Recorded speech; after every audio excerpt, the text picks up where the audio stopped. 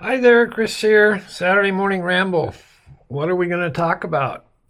Okay, the first thing I want to talk about is Lauren Alt. I believe that's how you pronounce his last name. Is doing a bunch of videos.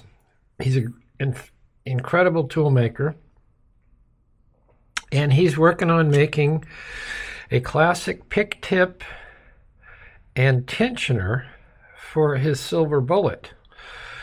But he's also working on replacing the handles, the handle parts. And so we got into a interesting comments back and forth, and he was saying, well, why is this part so long?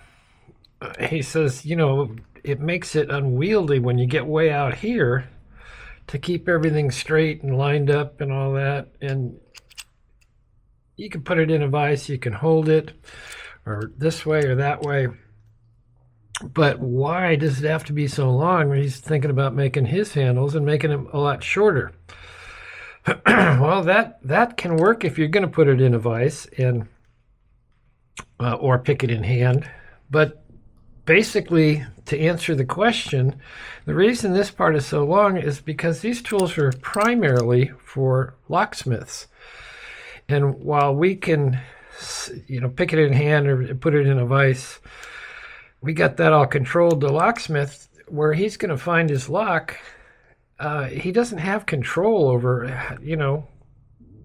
what's happening with the lock around it. And he may need more room. What if there's something in the way that gets in the way right here, and then he can just barely move and manipulate. So I believe that is the reason. So, but check out his channel. He's working on it. He's like I say, he makes brilliant tools. What's the next thing? Oh, check out Coxey's picks. He's just got some mini jigglers and mini picks from Southern Specialties. And while they work pretty damn good on locks, pin tumblers, and wafers and stuff, he shows you how to use them on handcuffs. So that's really, really, really brilliant. Check out his Coxey's Picks channel. Also, Pocket Woman did a impromptu live yesterday afternoon or evening or wherever you are. And Lockchuck was saying that his new thing is he's got an S&G Sargent & Greenleaf 6730 model, which this is that dial. And he's trying to learn how to do safe manipulation, which is a very, very fun, cool thing to do. Now, you get one of these dials, they're not too expensive, but then you need to get a base like this to put them on, or make one. And I'm sure Lockchuck can just 3D print one and go to town. And they're simple. They just have little wings, and you get to be able to mount your lock. And as you can see, this one is a cutaway, and it's factory cutaway.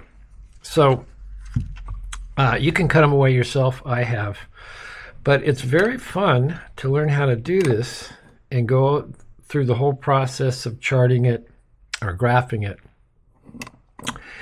and figuring out which wheel you got, and is the gate underneath this bar, and we'll show how this drops down. But the way these work is you want to go left, and you want to go 4 or 5 times to clear it. And by clearing it, what that does is it picks up all these wheels, and you'll see they pick up at different points.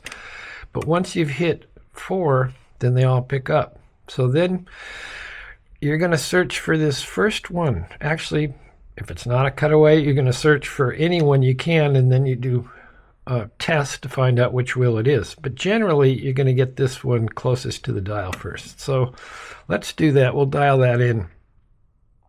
And that falls in at 30. 36.5. All right, so we were going left. Now we're going to go right. Now, nothing happens for a bit, but the way these are designed, this very cool mechanism,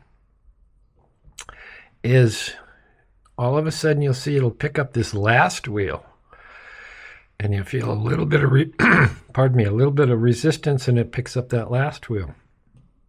So we're really not looking for that one yet. I mean, the way to properly dial it in, if it were installed in a safe, is keep going, and we want to pick up the second wheel.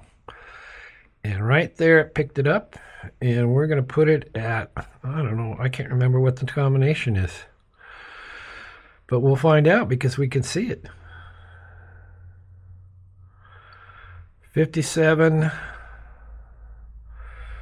and a half. All right, we were going right. Now we're going to go left again. And these wheels, as you can see, are going to stay stationary, and we're going to manipulate.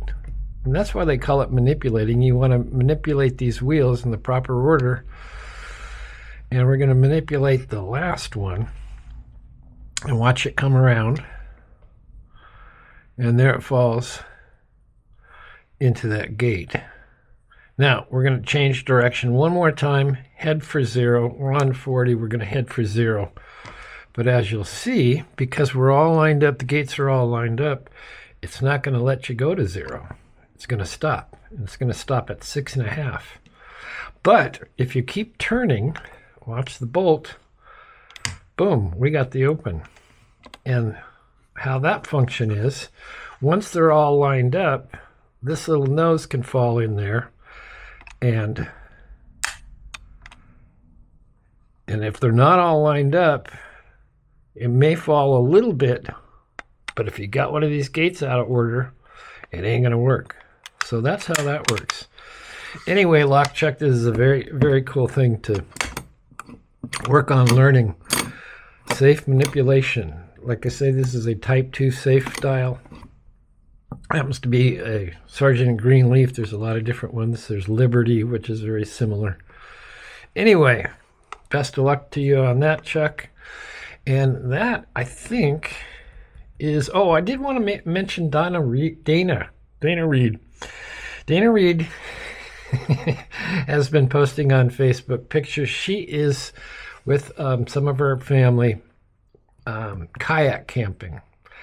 And they take the kayaks and they load up their little tent and their little cook stuff, and they set up a camp and they play board games and they have a wonderful time.